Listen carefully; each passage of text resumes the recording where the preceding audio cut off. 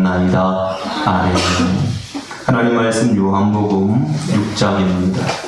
1절로부터 말씀을 보겠습니다. 춥지는 않으세요? 괜찮으세요?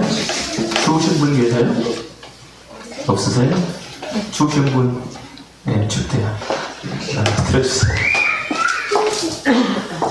1절로부터 말씀 보겠습니다. 우리 같이 14절까지 같이 읽겠습니다. 시작. 그 후에 예수께서 갈릴리 바다 곧 디베라 바다 건너편으로 가시매 큰 물과 따르니 이는 병인들에게 행하시는 표적을 보이더라. 예수께서 산에 오르사 제자들과 함께 거기 앉으시니 마침 유대인의 명절인 유월절에 가까운지라. 예수께서 눈을 들어 큰 무리가 자기에게로 오는 것을 보시고 빌립에게 이르시되 우리가 어디서 떡을 사서 이 사람들로 먹게 하겠느냐 하시니, 이렇게 말씀하시면 그니 어떻게 하실 것을 아시고 빌립을 시험하고자 하시니라. 빌립이 대답하되 각 사람으로 조금씩 받게 할지라도 200데나리온의 떡이 부족하리이다. 제자 중 하나 곧 시몬의 형제 안드레가 예수께 여짜오되 여기 한 아이가 있어 보리떡 5개와 물고기 2마리를 가졌나이다. 그러나 그것이 이 많은 사람에게 얼마나 되겠사나이까. 예수께서 가라사대 이 사람들로 앉게 하라 하시는데 그곳에 잔디가 많은지라 사람들이 앉아서 수요가 5초쯤 되더라. 예수께서 떡을 가져 축사하신 후에 앉은 자들에게 나눠주시고 고기도 그렇게 저희의 원대로 주시다. 저희가 배부른 후에 예수께서 제자들에게 이르시되 남은 조각을 거두고 버리는 것이 없게 하라 하시므로 이에 거두니 보리떡 5개로 먹고 남은 조각이 12바구니에 찼더라. 그 사람들이 예수 행하신 이 표적을 보고 말하되 이는 참으로 세상에 오실 그 선지자라 하더라. 그러므로 예수께서 저희와 와서 저희를 억지로 잡아 임금 삼으려는 줄을 아시고 다시 혼자 산으로 가시니라. 아멘. 할렐루야.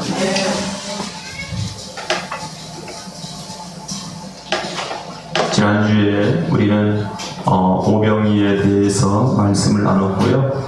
오늘도 동일하게 오병이어 사건을 조금 더 깊게 다루려고 합니다. 여러분들에게 큰 은혜가 있게 되기를 주의 이름으로 축복합니다. 자, 이 오병이어 사건을 주님께서 일으키시기 전에 빌립에게 말씀을 하시죠. 빌립에게 이르시되 우리가 어디서 떡을 사서 이 사람들로 먹게 하겠느냐. 빌립을 지금 하나님 예수님께서 뭐 하고 계시다고 그렇죠? 시험하고 있는 거예요. 하나님께서 이스라엘 백성들에게 만나를 먹이실 때에도 그 만나가 시험이라고 그랬거든요. 만나는 시험이거든. 그런데 이 빌립도 예수님이 지금 어떻게 하고 계시는 거죠? 시험하고 계시다라고 하는 거죠. 여기서 이 빌립은 바로 이 모든 사람들의 대표로서 시험을 당하고 있는 것을 우리가 볼 수가 있습니다. 이렇듯이 지금 빌립은 예수님께 시험을 받을 때 우리가 어디서 떡을 사서 이 사람들로 먹게 하겠느냐 하시니, 우리가 라고 하는 것은 빌립과 지금 예수 그리스도께서 뭐 하고 계시죠? 함께 하고 계시는 거예요. 여러분, 주님께서 여러분들과 함께 하고 계심을 믿습니까? 믿습니까? 주님이 여러분들을 인도하고 계시는 것을 믿으십니까? 근데 그 인도하심이 나타나고 있습니까? 지금 빌립과 예수님이 함께하고 있으면서 우리라고 하는 말을 사용했어요. 하나님께서 예수 그리스도를 이 땅에 보내실 때 뭐라고 보내셨냐면 임마누엘이라고 부르셨어요. 임마누엘이라고 하는 것은 하나님이 우리와 함께 계시다라고 하는 뜻이에요. 지금 예수 그리스도는 하나님이시란 말이죠. 그러면서 마태복음 28장에도 세상 끝날까지 내가 너희와 항상 함께 있으리라. 이렇게 끝나거든요.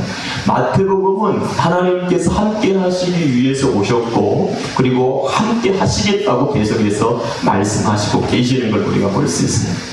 그러니까 우리란 말이죠. 주님과 내가 같이 묶여 있으니까 우리예요.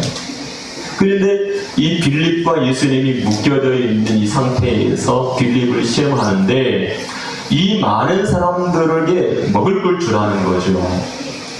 자, 그래서 어디서 떡을 사서 이 사람들로 먹게 하겠느냐?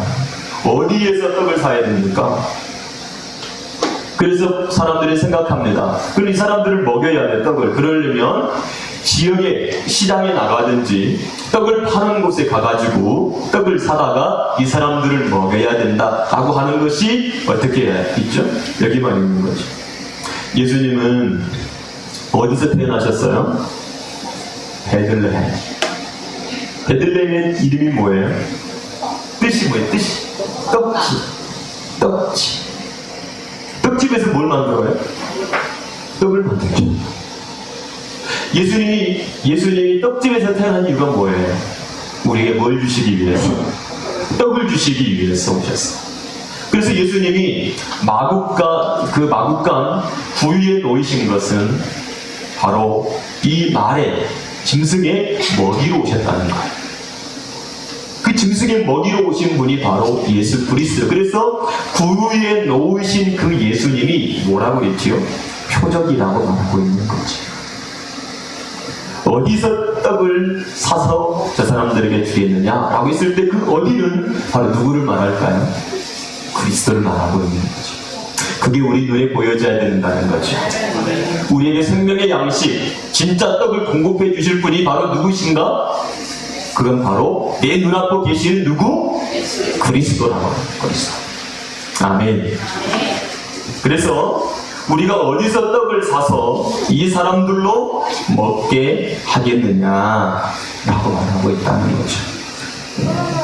그 다음에 보면 그 다음에 보면 예수님께서 이렇게 말씀합니다. 6절에 보면 이렇게 말씀하심은 친히 어떻게 하실 것을 아시고 빌립을 시험고자 하시니라. 어디서 떡을 나겠느냐 라고 한 다음에 어떻게 라고 하는 말씀을 하고 있는 거예요. 여러분, 그 떡은 지금 누가 주시려고? 예수님께서 이 사람들을 먹이시려고 지금 하고 계시다는 거예요. 그러면 빌립은 지금 시장을 주목해야 되는 것이 아니라 누구를 주목해야 되지요? 그렇죠. 진짜 생명의 떡을 주실 예수 그리스도를 주목해야 되는 거죠. 근데 우리의 시선은 어디로 향하죠? 우리의 시선은 어디로 향해죠? 시장으로 향하고 있다는 거죠. 이 상황이 똑같이 벌어진 곳이 있어요. 그것이 뭐냐면 광야예요. 이스라엘 백성들이요, 애굽에서 나왔어요. 먹을 것 바리바리 싸서 나왔겠지요. 물도 싸왔겠지요. 그래가지고 이제 광야로 들어왔어요. 그런데 애굽에서 싸운 음식들이 어떻게 됐죠? 다 떨어졌죠. 우리도 소풍 가면은 가장 먼저 챙겨 나가는 게 뭐예요? 먹을 거, 마실 거, 이런 거 챙겨 가잖아요. 먹을 거, 마실 거 떨어지면 어떻게 해요? 굶주리니까. 하루 이틀 가는 것도 아니고, 여러분 상상할 수 있어요, 없어요? 아니, 우리가 지금 2박 3일 동안 우리가 캠핑을 갈 거야. 그러면 2박 3일 동안 먹을 거 어떻게 할까요? 그렇죠. 챙겨 가야 되겠죠. 그러면 이스라엘 백성들도 애굽에서 나와서 가나안 땅으로 갈 때에 양식을 준비했을까 안 했을까요? 했겠죠. 근데 그게 떨어졌단 말이죠. 물도 떨어지고요. 그 다음에 떡도 떨어졌어요. 먹을 게 없는 거예요. 여러분, 사람이 먹을 게 없으면 어떻게 되죠? 싸나워져요. 싸나워지죠. 달달해지죠. 좋은 말 나와요, 안 나와요? 안 나오죠. 그러니까 이 백성들도 마찬가지예요. 막 배가 고파 놓으니까 막 싸나워졌어요. 그러니까 입에서 무슨 말 나와요? 거친 말이 나와요. 원망한단 말이죠. 그래서 그들이 생각했어요. 어디를 생각했을까요? 애국! 이 광야는 지금 먹을 게 있어요, 없어요? 없단 말이에요. 먹을 것이라고 하는 것은 생산지가 있어야 돼요.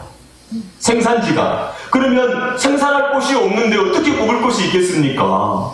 없지요. 그러니까 애굽을 그리워하는 거예요. 애굽.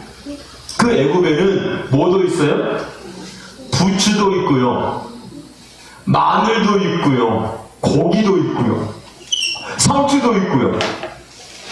이 사람들도 삼겹살을 잘 구워 먹었나? 우리나라 사람처럼? 우리나라 사람도 부추 좋아하고, 마늘 좋아하고, 상추 좋아하고, 고기 좋아하고, 삼겹살. 그러는데 이분들도 그랬나? 애굽을 쭉 가면서 애굽 음식을 어떻게 해요? 그리워해. 야, 우리 애굽에서 살았잖아? 근데 우리 애굽에서 살 때에 굶주려 본 적 있어?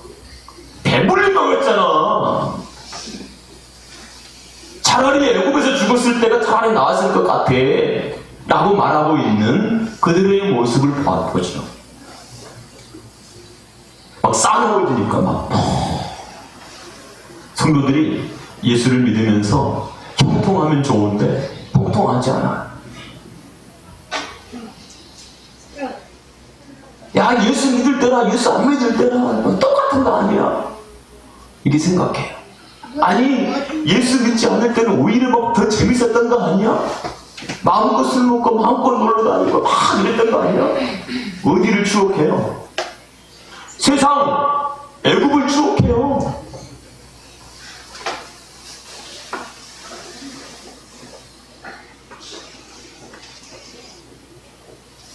성도들도 마찬가지일 수 있어요. 광야는요, 사람들을, 구약 광야는요, 전부 다 하나님께서 뭐 하는 거죠? 죄인들을 사형시켜버리는 거, 이게 구약 광야예요. 근데 놀라운 건 있죠. 왜 신약 광야에서는 하나님께서 안 죽이실까? 이거 궁금하지 않아요, 여러분? 아니, 하나님의 그 공의와 하나님의 그 정의가 구약과 신약이 다를까요? 그 하나님의 본질과 그 속성이 구약시대 그 하나님이 신약시대에 오더니 그 본질이 달라졌을까요? 아니, 여전히 똑같아요. 근데 광야 이스라엘 백성들을 향한 하나님의 그 징계와 그 역사하심을 보면 처참하고도 과감하게 하나님께서 전부 막 그들을 처단시켜버리거든요. 부패한 그 백성들을 완전히 도려내버리거든요. 근데 왜 신약시대에는 하나님께서 그렇게 부패한 인간들을 가만히 놔두고 지켜보시고 오래 참으시고 그러실까? 이런 생각을 안 해보셨습니까? 아니, 여러분들 스스로 내가 이렇게 하나님 말씀에 불순종하고 살아가고 있고 여전히 내 생각과 내 사상을 가지고 내 철학을 가지고 내 판단을 가지고 살고 있는 것은 곧 하나님을 무시하는 처사이고 하나님을 믿지 못하는 거고 불신앙이고 불순종인데 왜 하나님께서는 이렇게 나를 살려두고 있을까? 제가 처음에 신앙생활을 딱 해가지고 교회를 다니는데 첫 번째 주일을 빼먹을 때가 있었어요. 아니, 벼락 맞은 줄 알았어요. 그런데 벼락을 안 때리시더라고, 하나님이. 죽어버린 줄 알았어요. 근데 벼락을 안 때리시대, 하나님이. 다 살려주시대요. 아니, 주일날 그냥 예배를 안 드리고 팍 나갔으면 하나님 한 번 때려줬었으면 어떻게 했을까요? 하나님이 그랬구나 이렇게 생각하는데 아무 일도 일어나지 않는 거예요. 도대체 왜 그럴까요? 여러분도 보세요. 여러분들이 막 주일날 제발 예배를 좀 일찍 오세요. 일찍. 그런 10시 40분까지 일어나셔서 찬양하고 기도하고 준비하세요. 11시 넘어서 오지 말고. 네. 아니, 우리가 하나님을 대하는 태도와 자세를 보면 엉망이야, 엉망.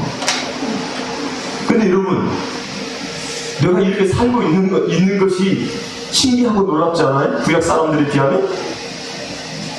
네? 신기하고 놀랍죠. 도대체 왜 그럴까요? 왜 그러냐면 예수 그리스도 안에 모든 영혼들이 들어있기 때문에. 그러면 예수 그리스도는 그 광야의 시험을 이겼어요? 졌어요? 이겼죠. 그래서 우리가 지금 살고 있는 거예요. 우리가 살고 있는 거예요. 지금 빌립을 예수님이 뭐 하고 있어요? 시험하고 있다고요. 시험. 어디서 떡이 나서 저들을 먹일까? 이렇게 했단 말이에요. 그러면 어디서? 하고 했을 때 빌립의 시선은 저 떡집을 향해서 가는 게 아니고 누구를 향해서 갔어야 된다고요? 예? 그리스도를 향해서 갔어야 되는데 저 동네를 향해서 갔다고요. 200데나리온이라 드는 또 부족할 겁니다. 이렇게 됐단 말이죠. 빌립은 시험에서 어떻게 했죠? 낙방했어요. 실패했다고요. 실패. 여러분, 우리가 늘 항상 우리의 눈을 들어서 누구를 향하고 있어야 돼요? 그쵸? 예를 따라 예수 그리스도께로부터 모든 것이 나온다. 네. 어디서 나온다고요? 예수 그리스도께로부터 모든 것이 나오지 예수 밖에서 나오는 게 없어요. 먹을 물도 그 반석도 하나님께서 주시고 먹을 양식도 하나님께서 다 주신단 말이에요. 그래서 우리가 눈을 들어서 어디를 바라봐요? 하나님을 바라보는 거예요. 그래서 하나님이 산 위에 올라가시는 거예요. 그 산이라고 하는 것은 성전을 의미해요. 그러면 그 성전은 지금 어디에 있죠? 내 안에 있잖아요. 내 몸이 성전이잖아요. 하나님 내 안에 계시니까 여기 안에서 하나님의 음성이 들리고 하나님의 인도하심이 있고 하나님의 역사하심을 우리가 따르게 되어지는 역사가 일어나야 된단 말이에요. 그것을 가르쳐 주시기 위함인 거지요. 자, 그래서 아무리 빌립이 머리를 돌려봐야 이 문제를 해결할 수 있어요, 없어요? 없단 말이에요. 그래서 이 빌립은 떡을 주실 참 주님을 바라보지 못함으로 인해서 뭐가 됐어요? 실패한 자가 되어버리고 말이죠. 그래서 6, 7절을 보면 빌립이 대답하되 각 사람으로 조금씩 받게 할지라도 200데나리온의 떡이 부족하리이다. 여러분, 우리에게 배불리 먹게 할 200데나리온은 바로 예수 그리스도이십니다.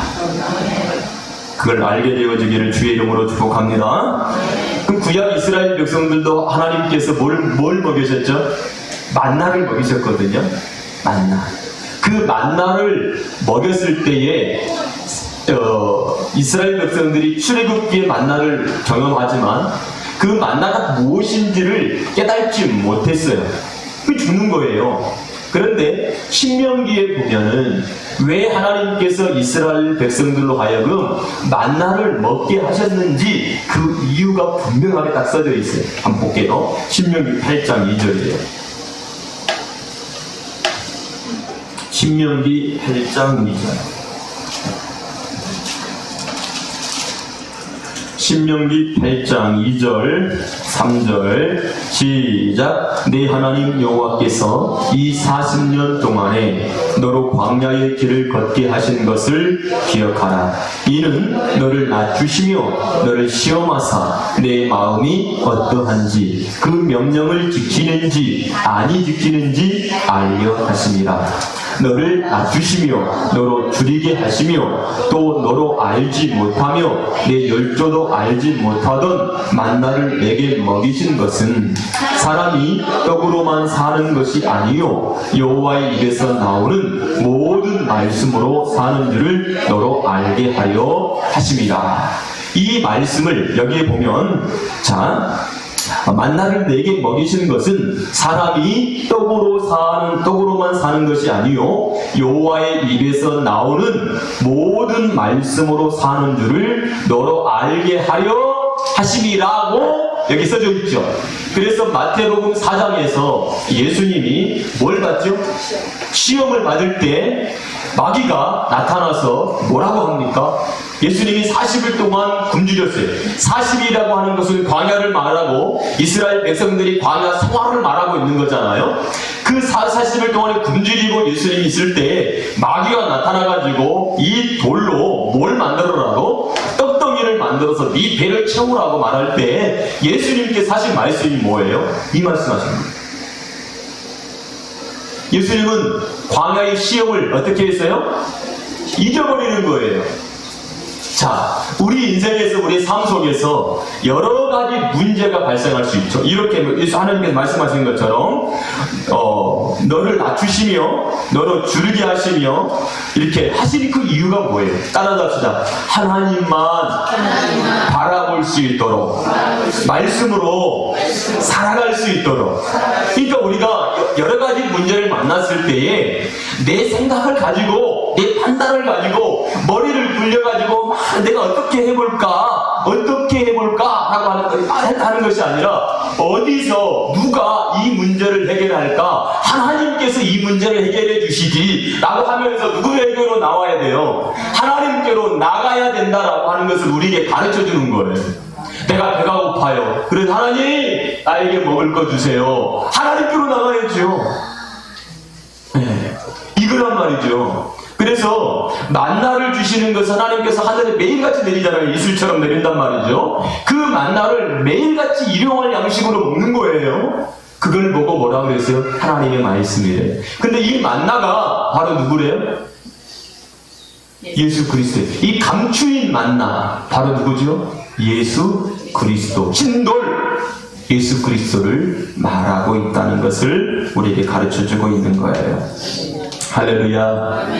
사람들은요, 이 세상에서 살아가는 동안에 그냥 작은 그런 물고기 2마리, 보리떡 5개, 그리고 음식들, 여러분, 이제 우리가 못 먹고 못 살 때 뭐 하면 돼요? 배가 부르면 고구마를 먹든지 감자를 먹든지 옥수수를 먹든지 수제비를 끓여 먹든지 해도 그냥 한 끼만 배불리 먹었으면 소원이 없겠다. 예. 근데 막 한 끼를 조금 먹는 사람은 쌀밥 한 그릇만 먹으면 뭐가 없겠다? 소원이 없겠다. 그런 생각이 들어요. 예. 그런데 여러분, 이제는 먹고 마시는 거에 대해서 여러분 굶주리는 한국 사람이 없잖아요. 정상적인 삶을 살고 있다면 먹는 게 너무 많아요. 근데 여러분 어디 가면 사람들이 이렇게 얘기해야 돼요. 먹을 게 없다. 아니 뷔페에 가면 막 음식이 막 셀 수도 없을 만큼 진짜 많은데 한다는 소리가 먹을 게 없대요.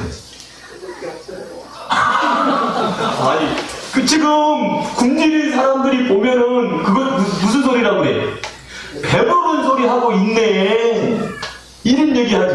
아니 그렇게 막 100가지 막 음식이 그렇게 줄기차게 있는데 접시에 담아오는 그 모습 보면 어떻게 해요? 진짜 먹을 거 없네. 근데 배고파 봐요. 배고파 보라고요. 와. 그 얘기가 뭐냐면 육신적인 부분에 있어서는 이 세상의 사람들은 그 어떤 것으로 만족할 수 없다는 거예요. 아무리 맛있는 것을 먹고 나도 돌아서면 허기지고 만족이 없어요. 그 얘기는 뭐예요? 네 영혼, 네 마음을 만족시킬 유일한 떡이 바로 예수 그리스도밖에 없다는 것을 하나님께서 가르쳐주고 있는 거예요. 너희들이 아무리 이 세상에 그렇게 훌륭하게 먹을 거 많아도 그런 보리떡 물고기 2마리 추가해. 그걸 가지고 네 마음이 흡족하지 않아. 또 배고파지고 또 배고파지고 또 배고파지면 또 음식을 찾게 되고 또 배고파지는 거야. 하나님께서는 우리 영혼을 만족시킬 유일한 것이 생명의 말씀, 예수님 입에서 나오는 그 말씀밖에 없다는 것을 우리에게 가르쳐주고 있는 거예요. 여러분, 내가 행복하지 않아요? 내가 막 외로워요? 내가 막 쓸쓸해요? 여러분, 내 안을 채워줄 유일한 분이 계시는데 그분은 예수 그리스도예요. 그분이 여러분 안에 채워지면 뭐가 없냐면 외로움이 없어요. 왜? 내가 만족해버리는데 무슨 외로움이 있겠어요? 여러분 만족이 되어지는 외로움이 없어져요. 불행이 사라진다고요. 근데 내가 딱 만족함이 딱 생기는 순간에 필요가 없어요. 여러분 우리가 배가 불렀어요? 그러면요 뭘 줘도 어떻게 필요가 없어요. 배부르는데요. 만족이 딱 되어지는 순간에 다른 게 필요가 없어. 예수라고 하는 것에 배가 부르면 만족이 돼버리는 거예요. 거기서 참 행복, 참 평안을 깨달아버리는 거예요. 그러니까 예수님만 찾게 되어지는 거지요. 그런데 내가 예수님을 만나지 못하면 우리는 계속해서 어떻게 해요? 그것을 어떻게 한번 채워볼까 하고 찾는 거예요. 누구처럼? 수가성 여인처럼. 수가성 여인처럼 찾는 거예요. 아무리 마셔도 아무리 먹어봐도 뭐가 필요가 없어. 채워지잖아.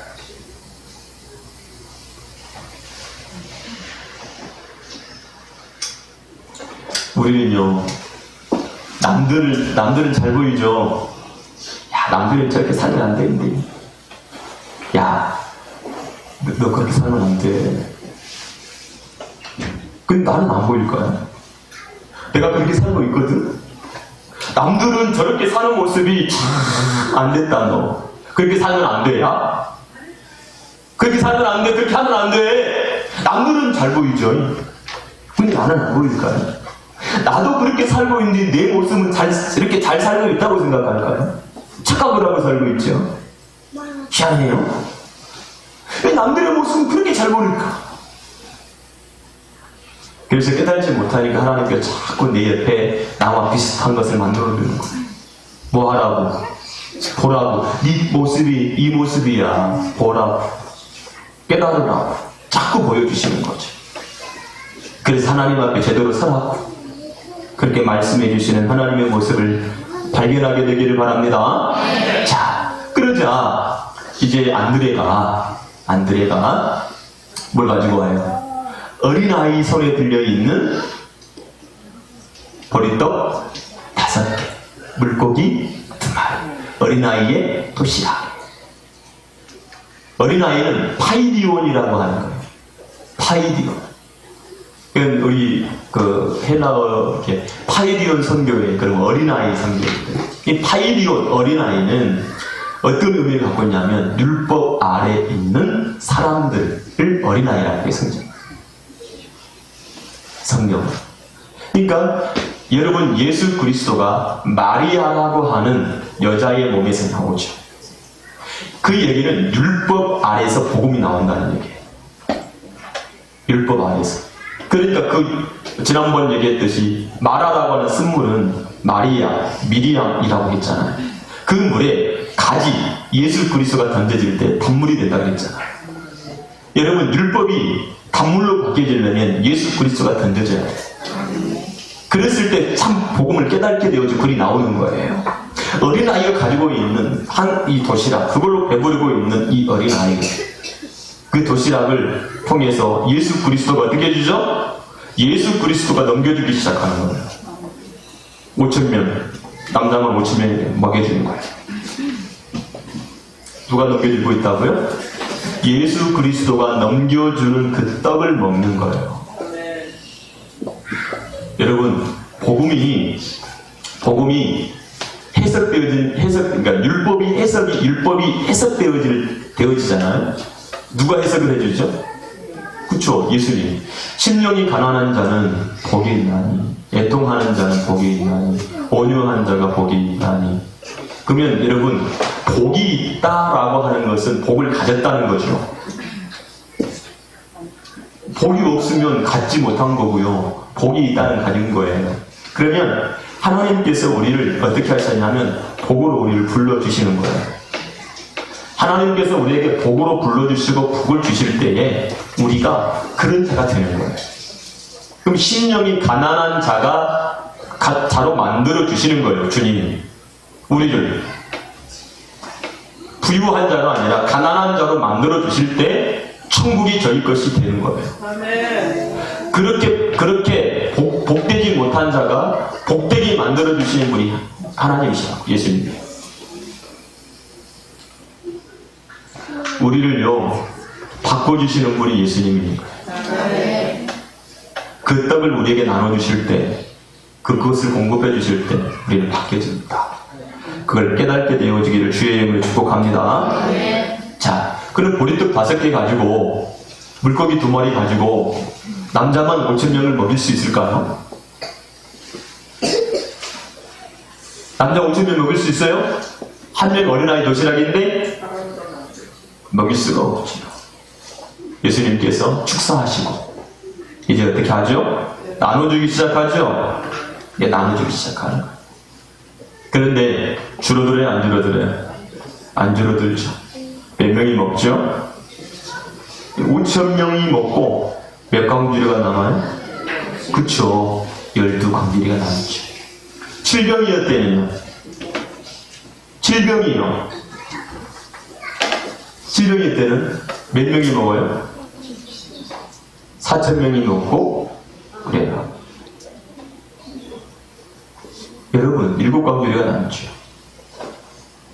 하나님은요, 우리에게 이렇게 12광주리를 거뒀다는 것은 말씀을 먹고 남은 자들이 광주리 속에 담는 거예요. 그러니까 떡이 광주리에 담은 것이 뭐냐면 떡이 아니라는 거예요. 뭐예요? 광주리에 담는 것은 12이에요. 12라고 하는 것은 뭘 상징하는 단어냐면 아들. 그러니까 성경에 보니까 남자라고 했다. 남자는 씨를 가진 자의 남자. 씨가 없으면 여자야. 그러면 우리가 말씀이라고 하는 그 씨를 가지지 못하면 성이 남자고 성이 여자에서 그걸 구별한 게 아니야. 말씀이라고 하는 씨를 가지면 뭐라는 거예요? 남자라는 거예요. 남자. 말씀이라고 하는 씨가 없으면 그럼 여자야. 생물학적인 남자와 생물학적인 여자를 말하고 있는 게 아니고 말씀이라고 하는 씨를 가지니까 남자고 말씀이라는 씨가 없으면 뭐라고요? 여자인 거예요. 성경이 말하고 있는 거죠. 그러면 남자라고 하는 이 말이 의미하고 있는 게 뭐예요? 씨를 가진 자란 말이에요. 그래서 남자인 거예요. 그럼 이 사람들은 지금 무엇으로 남자가 된단 말이죠? 말씀이라고 하는 씨. 그것을 주시는 분이 누구예요?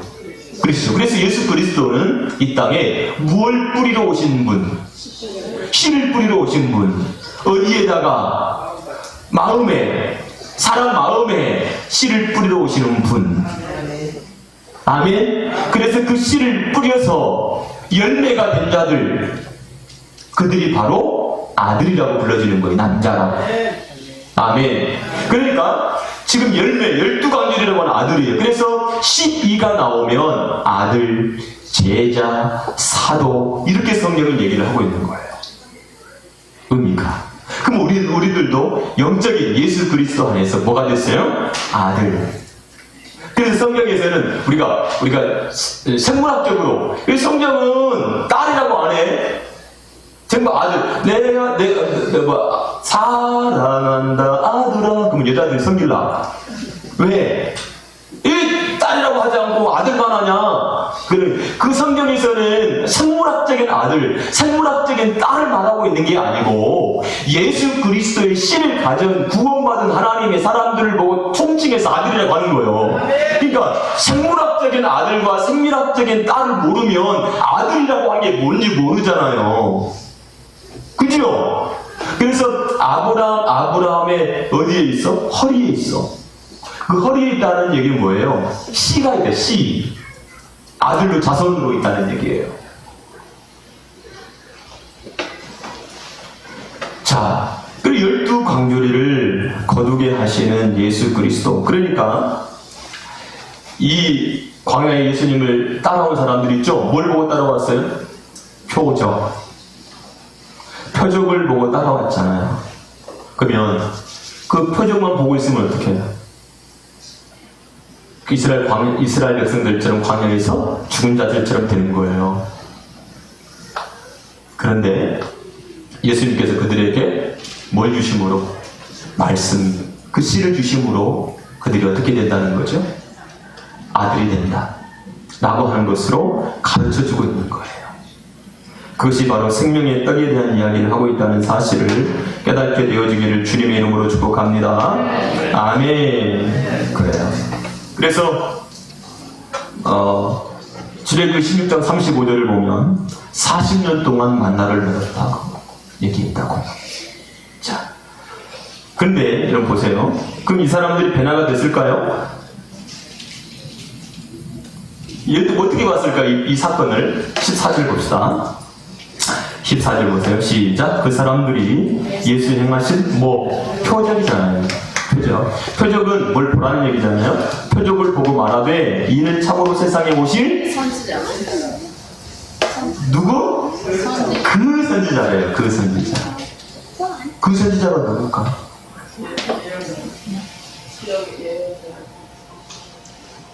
그쵸? 구약에서 말씀하고 있는 선지자겠죠. 그러면서 그들이 이렇게 얘기했어요. 자기를 억지로 잡아 뭘 삼았다? 그쵸? 임금 삼으로 신뢰하래. 임금.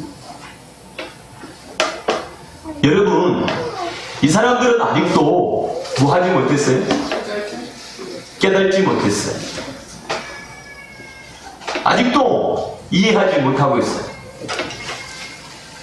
그래서 망하는 거예요. 그래서 망한다고요. 우리가 신앙생활을 하는 이유는 바로 나를 구원하신 예수 그리스도, 그분을 어떻게 아느냐가 중요한 거예요. 깨닫게 되기 바랍니다. 그래서 임금 사무실을 알고 어떻게 해버려요? 가버죠. 그냥 떠나버리죠. 여러분, 예수 그리스도는 나의 뭐예요? 임금이시죠. 나의 왕이시죠. 나의 주인이시죠. 그분은 여러분 먹고 배불러가지고 여러분 보세요. 오병이어를 일으켰죠. 예수님이. 그러면 그분을 내가 따르고 있다. 그러면 어떻게 되겠어요? 아무 문제 없겠네. 삶에 아무 문제 없겠네. 나도 막 한자리 하겠네. 이런 생각을 가지고 있겠지요. 근데 예수님은 그 나라와 상관이 없어. 내 나라는 여기에 속하지 않았다. 세상에. 그것이 바로 내 나라는 하나님의 나라. 그것은 바로 이 하나님 예수님께서 우리에게 주시고자 한 그 천국, 그 나라를 말하고 있잖아요. 그 나라의 임금이란 말이에요. 아멘. 세상 나라의 임금이 아니란 말이죠. 하나님 나라의 임금을 말하고 있단 말이에요. 그분이 예수 그리스도예요.